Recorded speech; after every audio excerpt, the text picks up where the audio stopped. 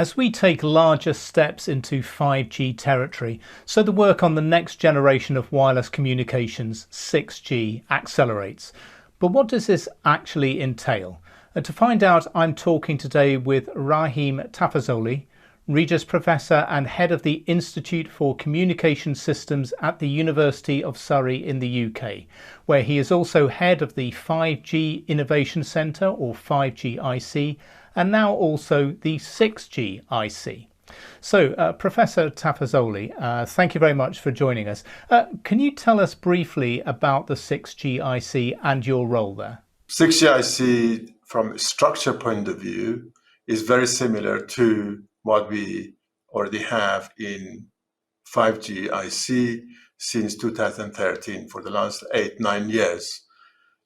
That is from the governance point of view, that we have a strategy advisory board where the senior members of our industry partners, they sit there and we continuously look at our strategy with a global view of what is going on in the world, as well as reflection of the research results into the next step of the strategy.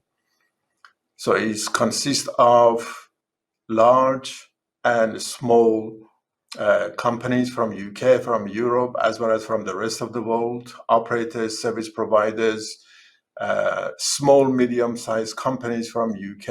I think we have more than 55 SME from UK are registered and members of the 5G IC and now 6G IC. So lots of activity, lots of interest. What are the main areas of research focus for the 6G IC?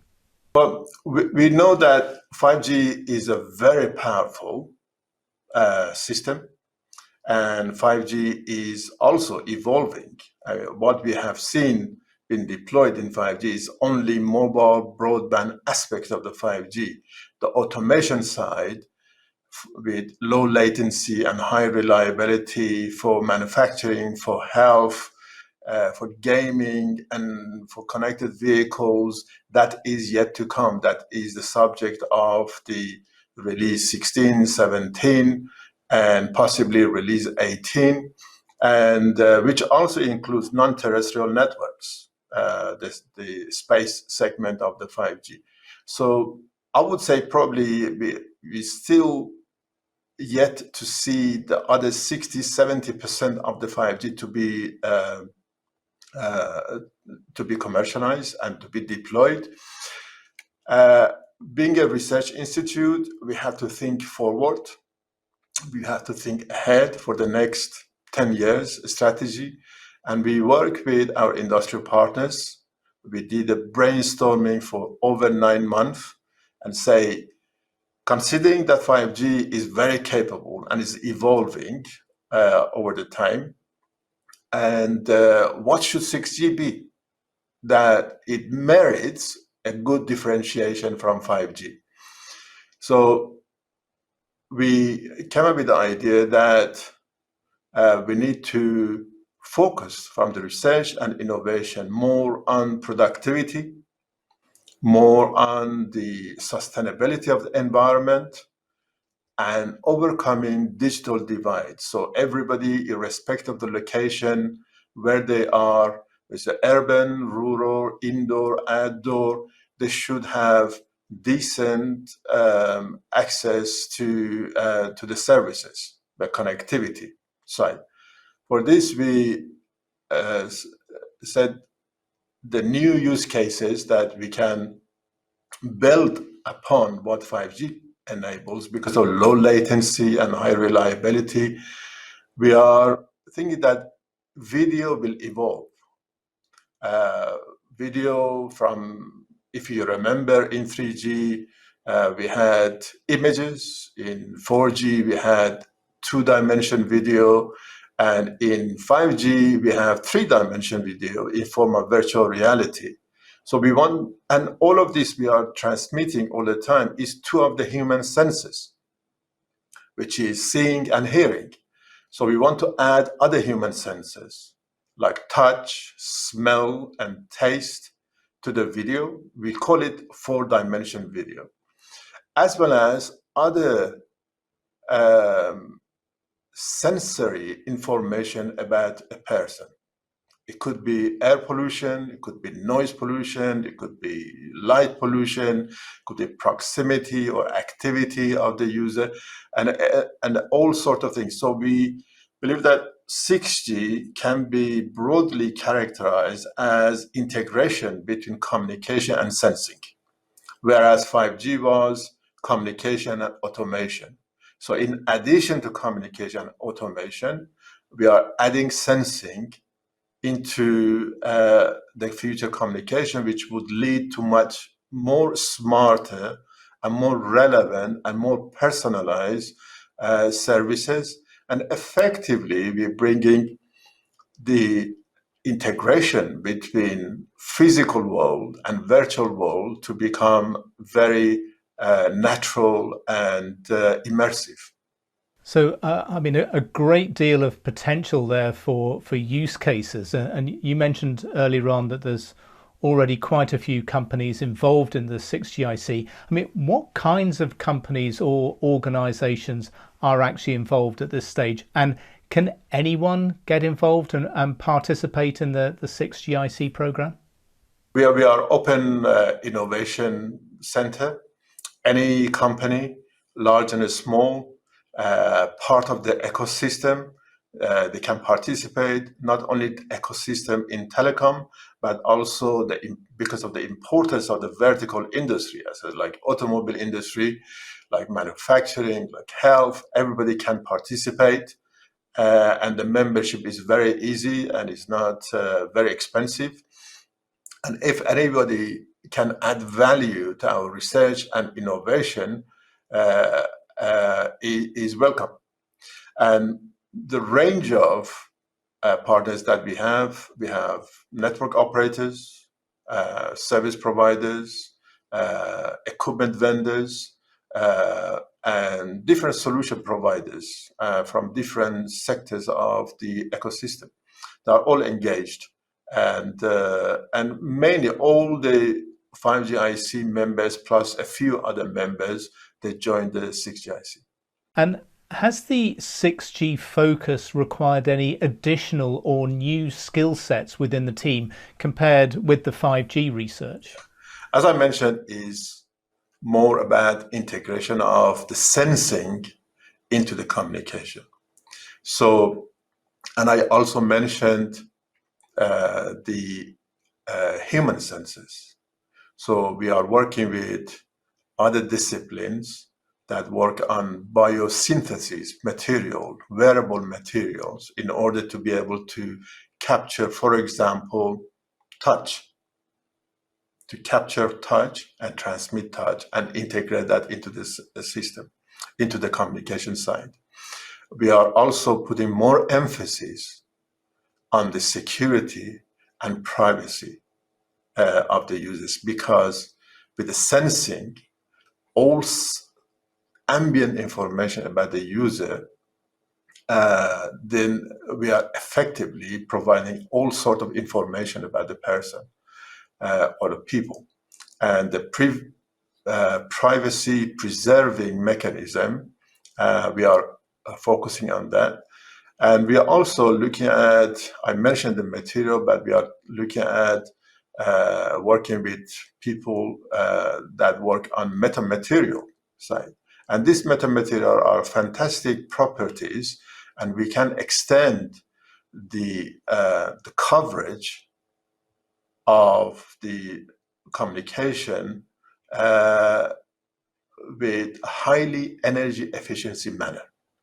And we actually developed this technology that can be printed on buildings, on the glasses. It would be see-through. And that would be a mechanism that we can extend the coverage indoor, outdoor, or different blind spots. And while we are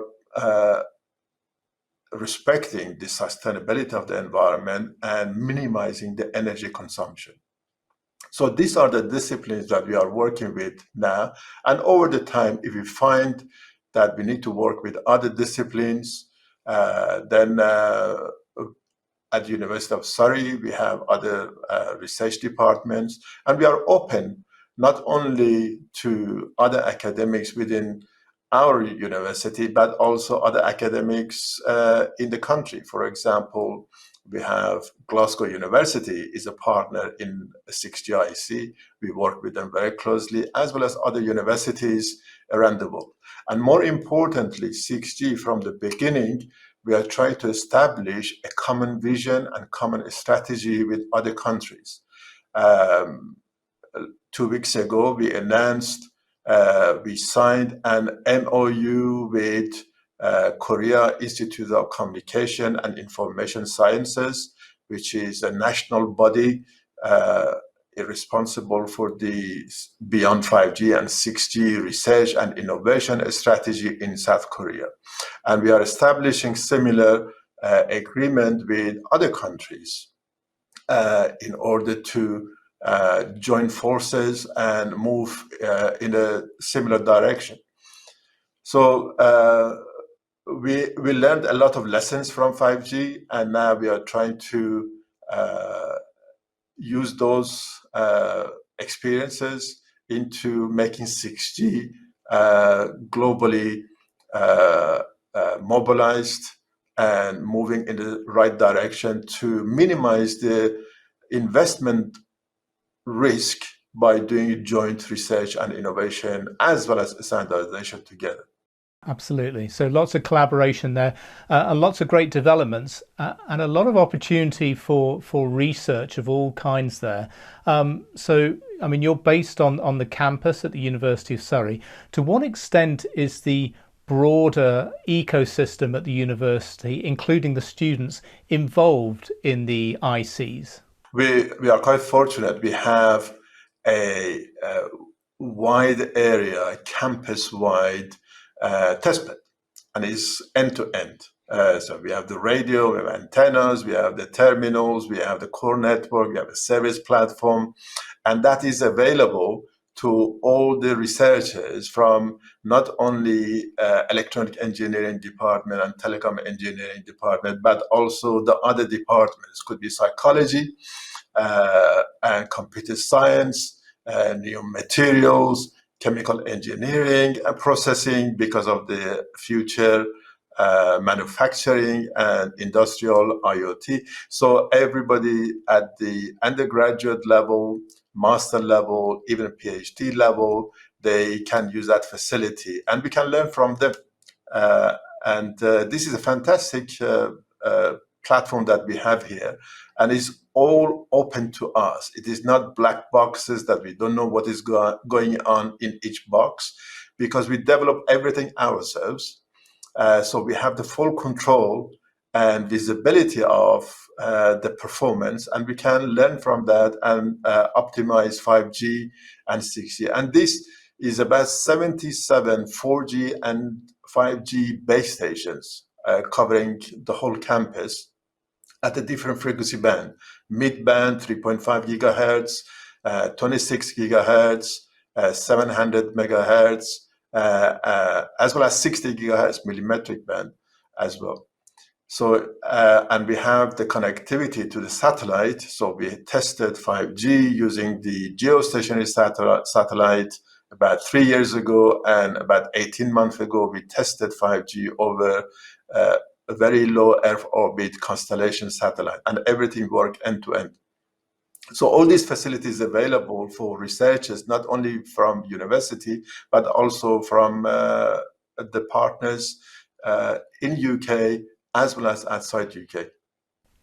Okay, exciting stuff. That sounds like a fantastic environment in which to be working. So I'm sure there's a lot of work, a lot of development going on.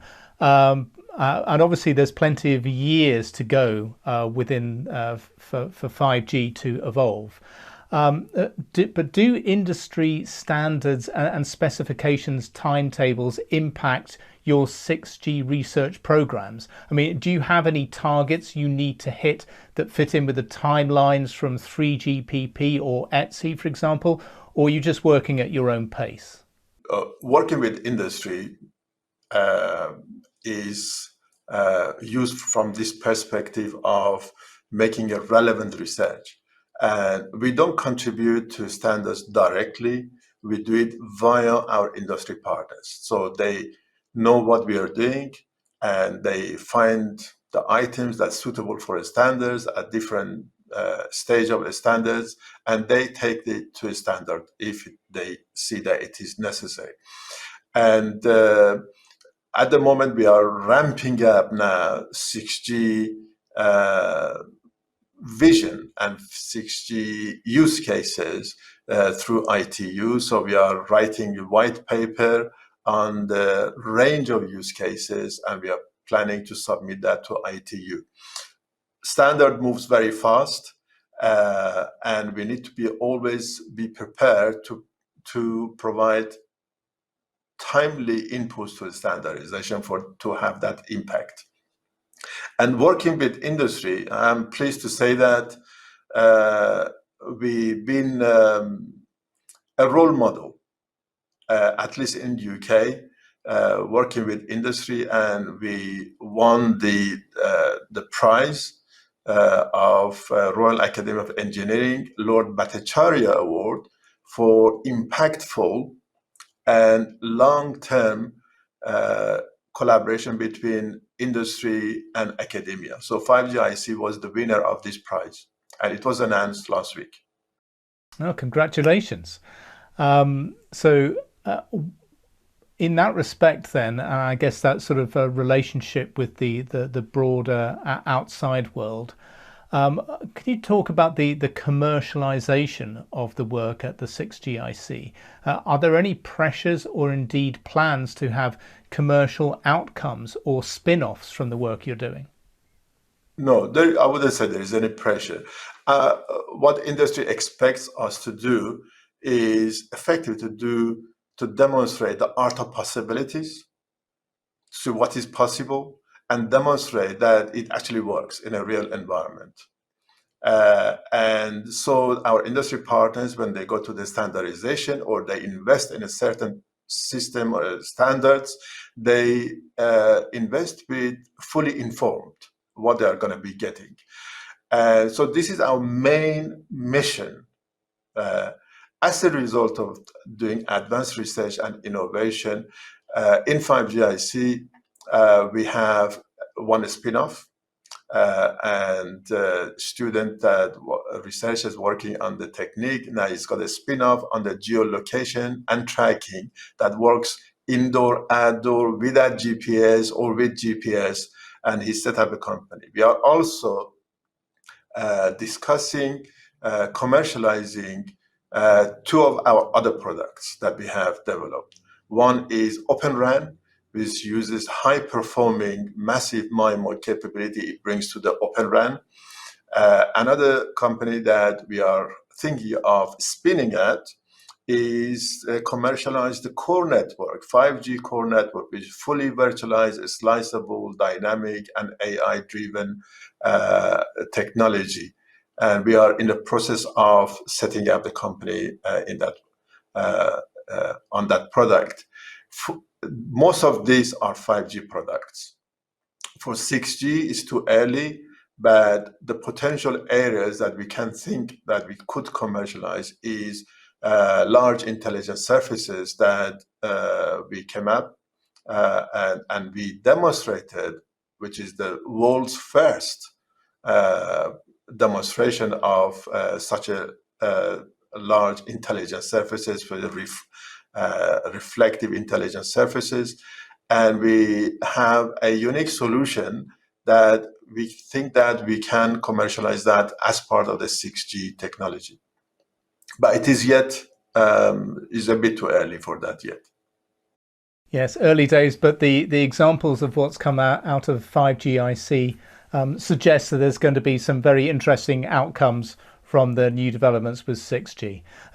Rahim, great to talk to you today. Really, really interesting what's going on at the University of Surrey. And I hope we can catch up again soon and find out how everything is developing. Thanks very much for your time today. It's my pleasure, Ray. Thanks very much.